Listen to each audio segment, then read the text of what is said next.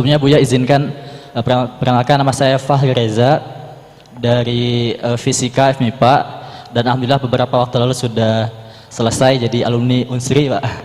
Dan aslinya asli Banten, dari Pulau Jawa, Banten.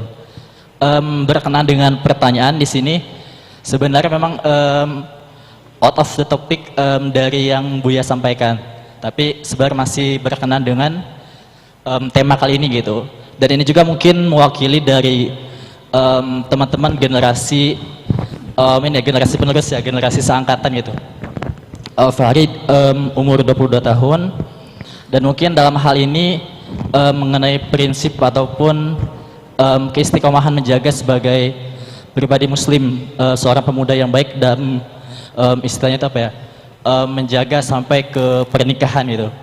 Dan mungkin dalam prosesnya itu kan banyak gempuran media sosial, ataupun kita berkenan dengan interaksi dengan akhwat, dengan perempuan dan juga yang lain, itu yang membuat kita goyah gitu, istilahnya gitu. Jadi mungkin dalam hal itu juga apa ya, agak sulit sekali Buya gitu untuk bagaimana menjaga pandangan ataupun menjaga interaksi. Hal yang simpelnya itu dalam chat WA apa ya gitu ya, mungkin di chat cewek yang cantik udah goyah gitu, atau enggak agak susah banget itu. Dan mungkin bagaimana menjaga yang sesuai gitu, dan mungkin kita juga masih bisa menghargai perasaan lawan kita gitu. Jazakallahu Buya. Dan mungkin terakhir mohon doa juga, Fahri masih dalam tahap pendaftaran beasiswa S2 Pak, PDP, insya Allah semoga diberikan kelancaran dan hasil yang terbaik. Jazakallah. Wassalamualaikum warahmatullahi wabarakatuh.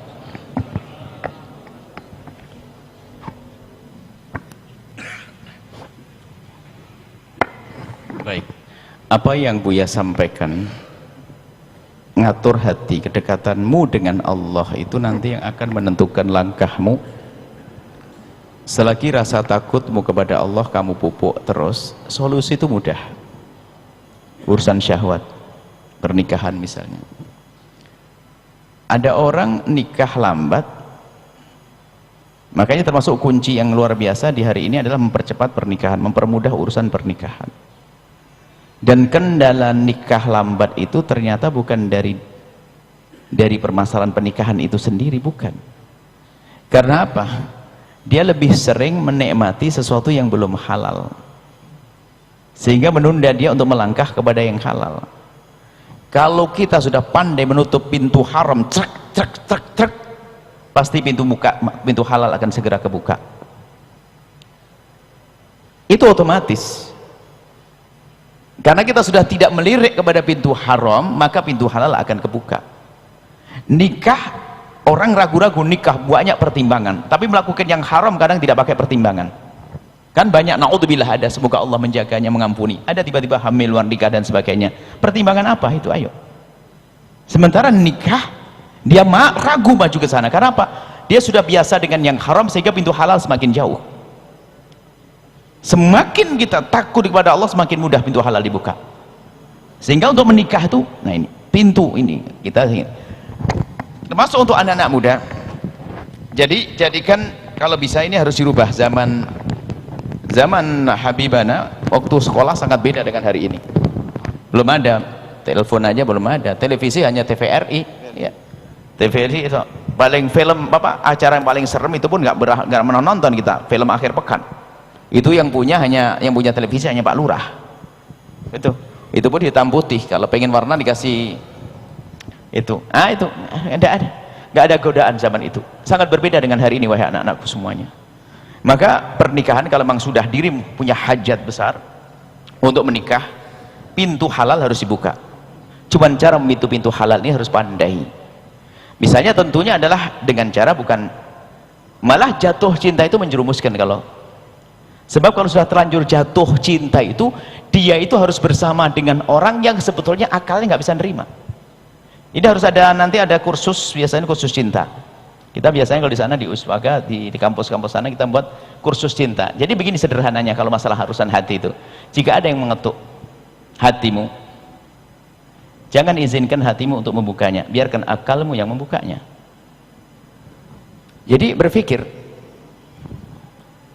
Tapi kalau sudah hatimu langsung menyambutnya, sudah nggak mikir, otaknya hilang. Sehingga suatu ketika ada seorang anak gadis tanya, kenapa sih nak kok kamu mau dengan dia? Nggak tahu mah, pokoknya aku cinta. Ini kan cinta buta, gula Jawa rasa coklat.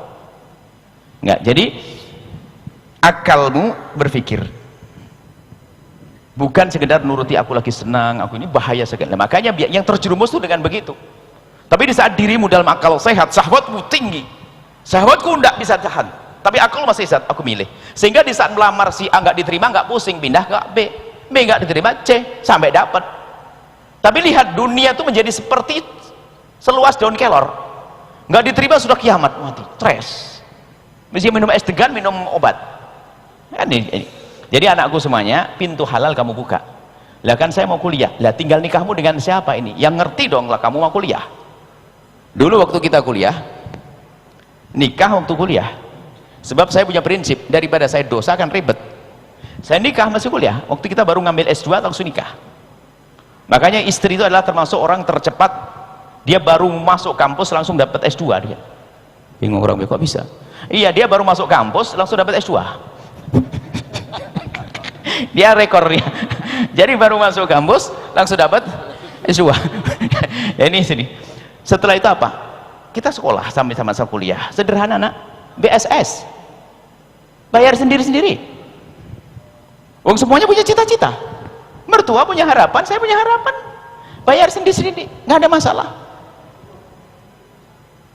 Justru awal kerusakan hidup kalau sudah saling menuntut kan. Kau harus begini, kau harus begini. Wah, ini nggak bisa damai nanti. Repot sepanjang hidupnya. Siap nikah? Siap belum?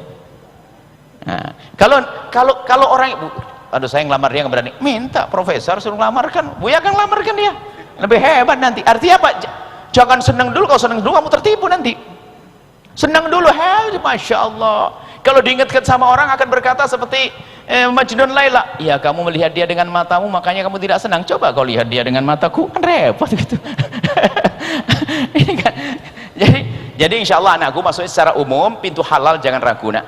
Bicara baik-baik dengan orang tua untuk menikah, asalkan pasanganmu benar dan mengerti akan sukses kamu.